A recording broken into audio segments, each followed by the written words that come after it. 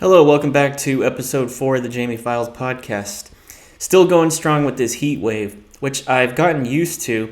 My ability to tolerate heat has gone up, but my ability to tolerate cold has actually gone down.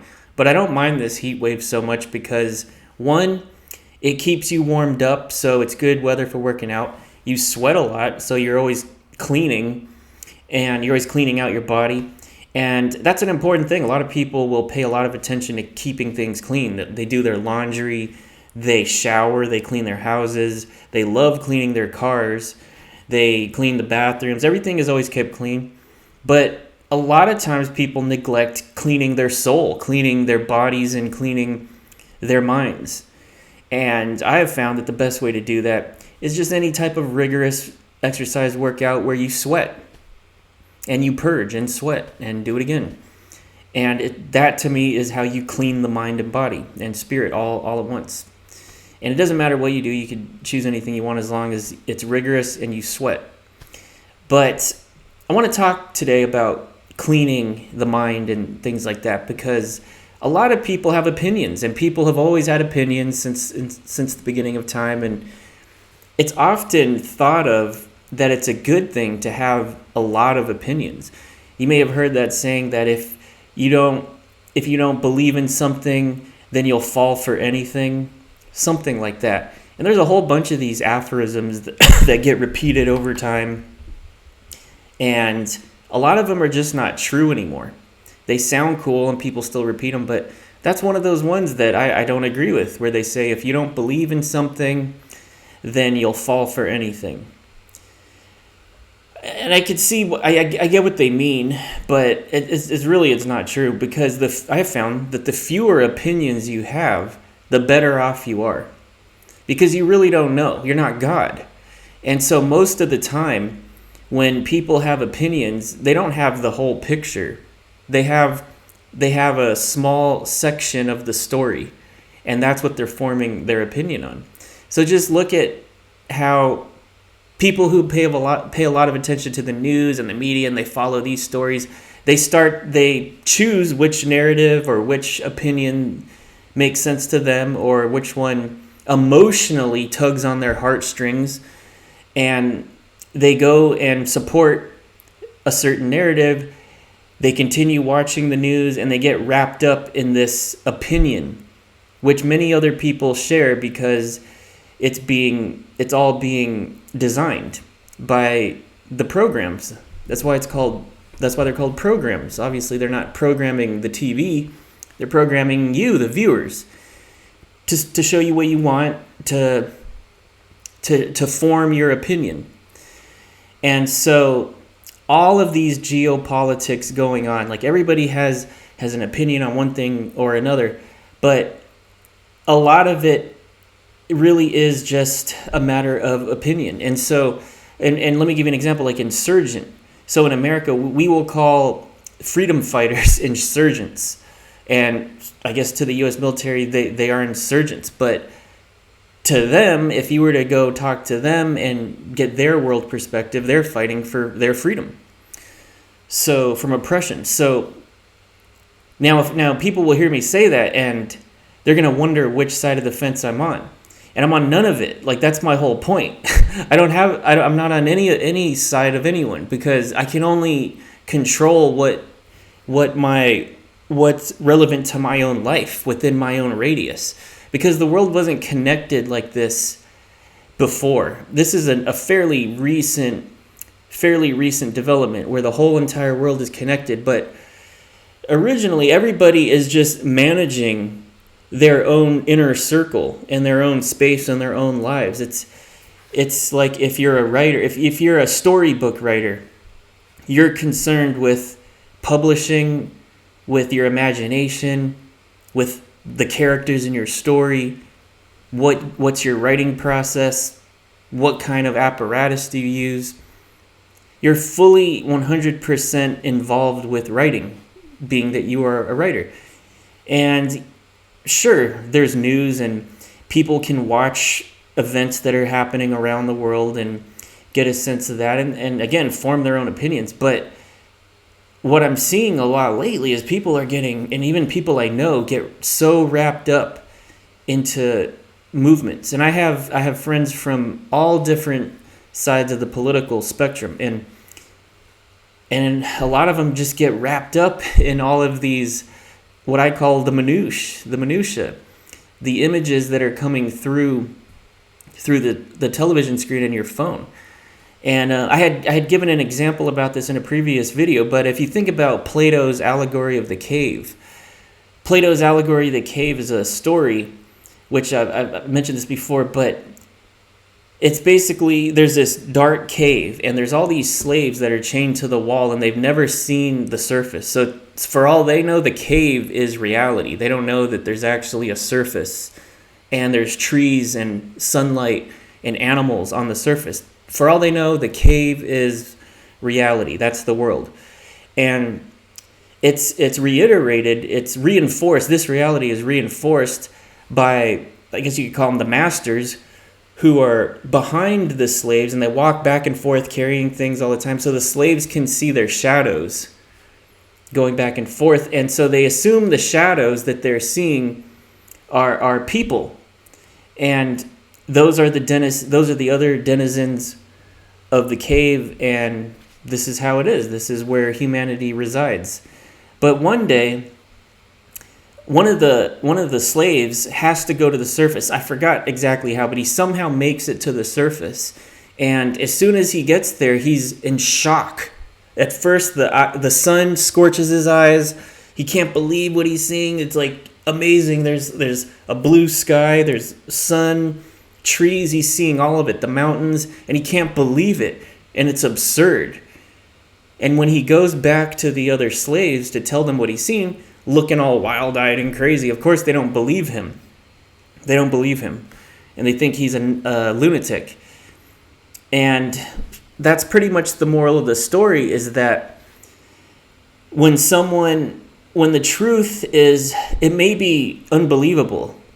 It may be something so inconceivable, but that doesn't mean, and it's so inconceivable because it doesn't fit into your belief system, into your frame of reference. You have no reference frame for what is being presented to you at that moment. And so it just sounds ridiculous. And so with all this news and with all this media and with the invention of the TV and the phones and the screen, basically, a lot of people are living inside of a virtual cave, which is the television set or the internet or the computer or the phone. And they're living in this cave. And then who are the shadows? Who are the shadows and the people who are actors that are denizens of this cave? It's the people on the news. It's the people, not just on the news, but anyone behind, even me, anyone behind the screen that is talking to you. It's not actual reality. It's just a version of their reality. And there's many more. There's many more degrees of reality. There's many other levels of reality. And just because something doesn't fit neatly into your paradigm, that doesn't mean that it's not true. And so you might wonder how would one reach these higher levels of consciousness or reality? Well, in my opinion, it's to have fewer opinions. The more opinions you have, the more locked into certain ways of thinking that you are. And you got to be flexible, especially in this day and age, because everything is conditioning. Everything you know, everything that you believe about the world has come about all through conditioning and repetition and what you're suggestible to. And so this matters because if you want to change something about yourself, you want to change something about the world, which I don't recommend you do that until unless it's helping out in a way, like if you're feeding the homeless or if you're developing a program to help people, sure, go ahead. But what I mean about changing the world is before you join any political movement or anything like that, you might want to first optimize and perfect yourself to make sure that you're qualified And then even then, I'm sort of like, when I look at activism and protesting and things like that, I know that the people mean well and they're fighting for a cause. And I know that those movements have actually, some of them probably have worked to get things changed in the past. But I also think that in this day and age, you have enough resources individually right now to where maybe things are shifting, to where maybe it's time to not be triggered. And this applies to anyone. It doesn't matter what side of the political spectrum you're on, because like, I have friends who are more red, I have friends that are more blue, and trust me, both of them are the same people. As from someone who's neither, when I talk to them, they have the same arguments, different characters, but it's the same argument. They're both pissed at the other side. They both think the other side is wrong and their side is right, and it's just this big mess. Really, people are neither conservative nor liberal. And people say like, he's a lefty, or he's a right winger, but in reality, nobody is anything. We're all people. We're all just people. And it's proven at death. When you reach death, if you don't die abruptly from being shot, or if you die of old age, or from natural causes, or from disease, the last week of life, it's pretty much the same. Doesn't matter what political opinions you have, doesn't matter what any opinions you have. When you're lying on your deathbed all old and crippled and dying there, people really look the same, because I've seen it. And that's actually what astonished me visiting the hospital and seeing people dying, like their last week of life. They all look the same. And they all are the same. Each of these people could have had marvelous lives. One of them could have had a crappy life.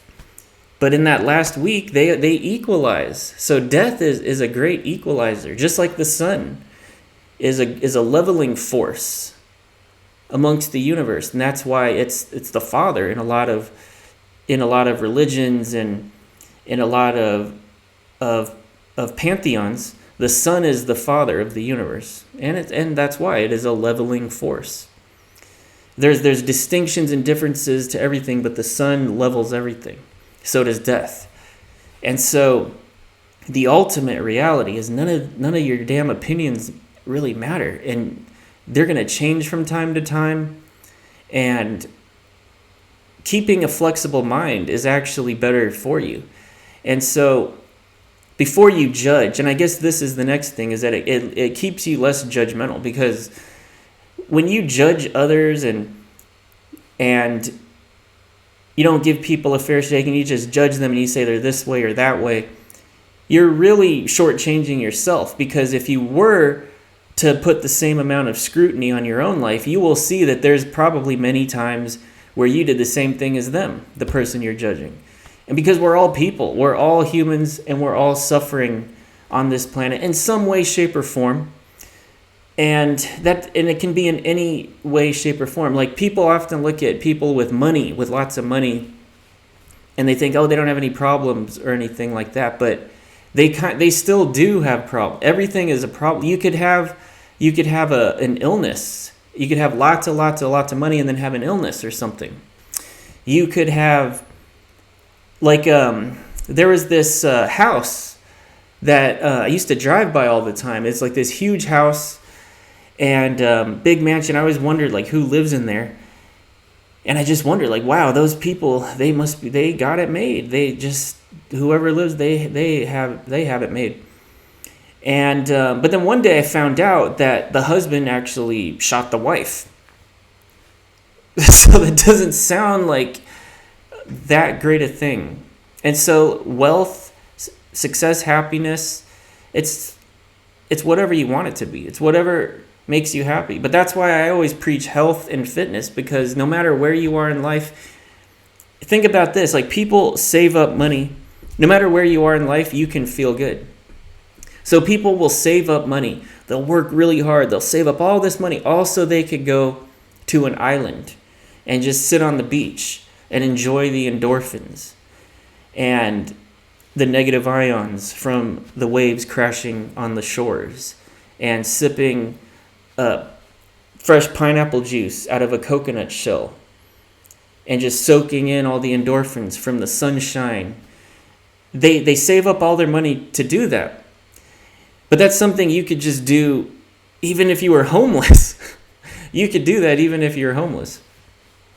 And so the point I'm trying to make is that you can walk through this world. If you want to walk through this world and deflect everything and to be nimble and agile and be able to be almost like a chameleon where you can adapt to the, because the world's going to keep changing. That's the thing, is that everybody, all these generations, they always say like, oh, the last generation sucked. The coming up generation's so weak. And they're always going to have, the good old days. There was this golden era where everything was perfect. And they all think that. And they're all wrong. And they're all right. It's going to continue changing all the time. It's going to be better for some, worse for others.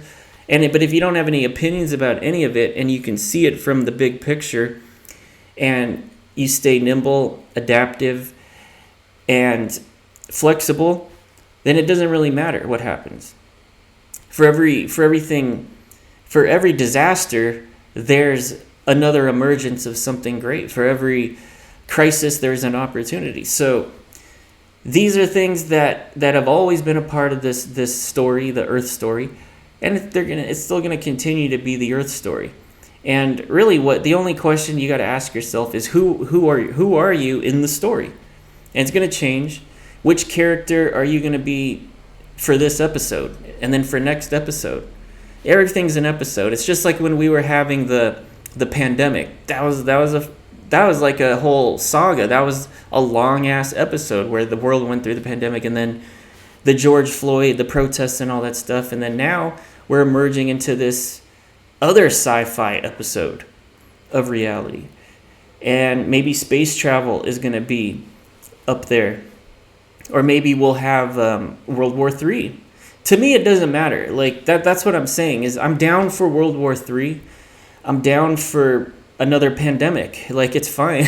You just have, like I'm saying, if you're flexible, and I do feel bad for if anything rocks people, like people with families, and of course it's a disaster and it sucks. But like I said, that last week of life, it equalizes out to everybody, kind of equalizes out anyway. So while you're here now and you got a pulse and a healthy body, just be flexible, nimble. And if you need to take a break, a rest or something like that, you can do that. Take a little reset, and then get back into the timing. You don't always have to keep going. And if you're not feeling it a certain day, just call it a day. Take a break. Rest. Recover. We'll go again tomorrow. Once we're fully rested, once we got our wits about us, once we have our lines in sight, our ducks in a row, then we can proceed. Then we can be in sync. Then we can be on time. There is a cosmic timing. There is a celestial timing. I don't know if you've ever had this, but whether Mercury retrograde is true or not, there are weeks that I'm sure people out there have experienced, but I've definitely experienced it, where the timing is just on. Everything's on. Before you need to talk to that person, they end up texting or calling you, and then you boom, boom, boom, you get it done. And then the next thing, it's like, oh, I have like an hour.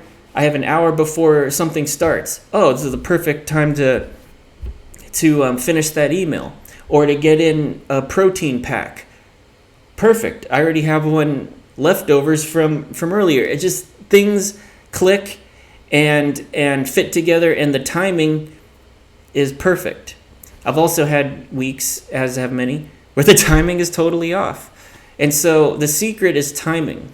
It's just like double dutch, like with jump roping, double dutch. You got to jump in, get into the rhythm, keep the rhythm. And that's what fighting is about.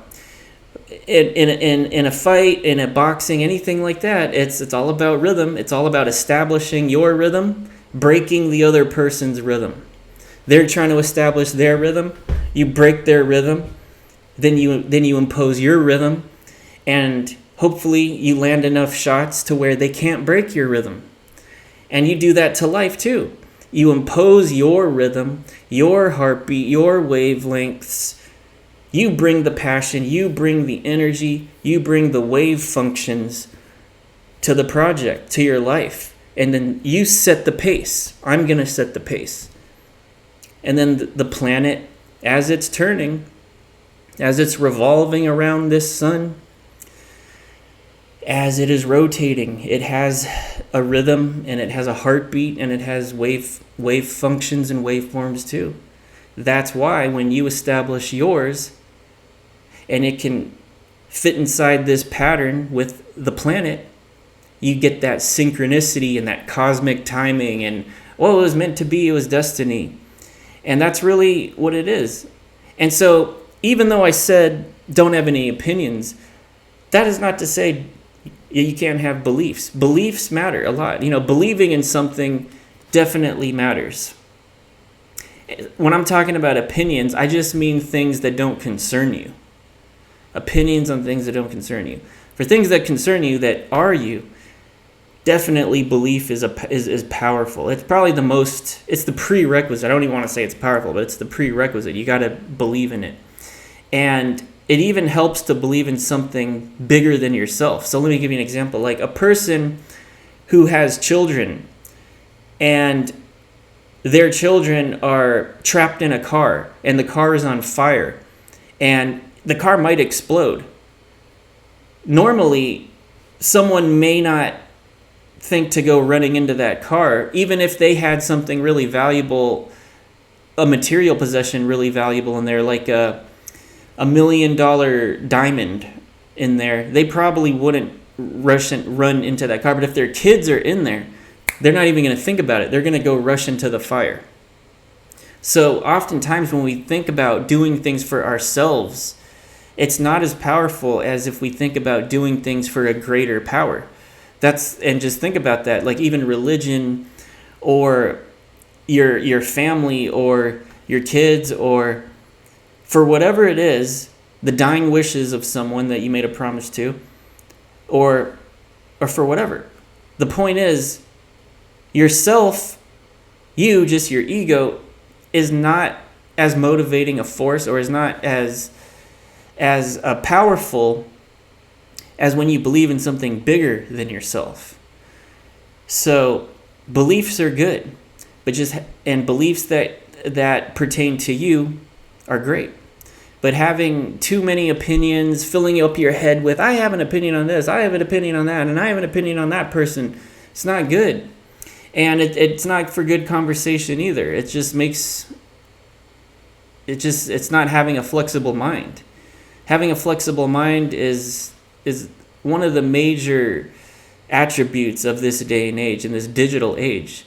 Because just like Brave New World, the book Brave New World by Aldous Huxley versus 1984 by George Orwell, which one are we living in? A lot of people will say, oh, we're living in 1984, surveillance state, all this stuff. We're not living in 1984. Nowhere in the world is like 1984. If you've actually read the book 1984, it's nothing like the way things are now. It's more like Brave New World. Brave New World is where the world is saturated in stimulation, sensory overload. And so the truth eventually becomes irrelevant because there's so much information that you can't tell the difference anymore between what is true and what is not, and what is the real source and what is not. And then on top of that, they have sexuality go rampant. It's all about not having a family. The kids are raised in their decanter. They're raised in institutions. Families don't raise kids, and they imprison humanity by giving them everything they want in excess. So drugs for all their negative emotions and little pains, and they get tons of drugs, or soma is what the drug is in Brave New World. And then the sensory overload, and then the society is divvied up into different people. So there's alphas, there's betas, and the alphas are the ones who are the elite at the top. The betas are at the bottom, and they do the menial work. And everyone is happy like this, supposedly. And all the rich people can afford the soma, the drugs. And it's just, this is Brave New World by Aldous Huxley. 1984, George Orwell was like an authoritarian, totalitarian surveillance state has taken over humanity, and there's no individual, everything is just miserable. We're not living in a 1984. People will look at the surveillance stuff or the tracking and that's 1984. Yeah, but in 1984 they didn't have access to unlimited pleasure and sensory stimulation and things like that. So it's more of a brave new world that we're living in. And so, yeah, it's Labor Day weekend, so I'm doing this show today a little early on Sunday because got a barbecue planned for tomorrow. But so for this week's episode, empty your mind. That's what this whole empty your mind thing is. Like when you go into meditation and empty your mind, and you can't fill your teacup unless you empty your cup first. Then you can have some of my tea. I could give you the knowledge. It's all that stuff. But just for your basic optimization as a person who wants to stay flexible and who wants to stay intelligent. I mean, that's to me what intelligence is. It's getting rid of your opinions. It's getting rid of them when you know you don't have all the facts or the entire story. And then why do you want to have those opinions anyway? Like, what good does it do you? And so it just goes back to just focus on you. Focus on your mission. Like, what the hell is your mission? I just was talking to so many people this week that complaining about so many different things. And I'm like, what the hell is your mission then? Maybe you should get one. Just like find one. Get inspired by something. Like read a book or watch a movie. Or inspire yourself. Just go learn about yourself. Meditation. Go take a trip to the desert or to the wilderness. Anywhere by yourself for 2 days. And just be with nature for 2 days. Without any digital stimulation. Without any internet, phone. I hate the phone. I'm off the phone as much as possible. But I still check the news and for current affairs and updates. And yeah, anybody could get sucked into it at some point. But it is important to cleanse. Like I said, like the opening of this podcast, cleansing. You clean your house, you clean your bathroom, the car, you shower, but you really got to clean your mind and your spirit. Keep that spirit clean. Get it out. Get out all that crap. And so yeah, we'll continue with these episodes, and don't forget to hit the like button, subscribe, and comment. Let me know what you guys would like to hear about. I have a lot of information about so many different things, but philosophy, psychology, technology, science, geopolitics, even though you'll notice that I don't have a lot of strong stances on any narrative or opinion. I kind of like exploring and just putting my mind into different perspectives, and it's a good exercise, and it's like a puzzle. I like it, but it doesn't mean that I'm this opinionated, staunch person that is one way or another. I like to stay fluid. So that'll wrap up this podcast for today. And we'll see you guys on the next one.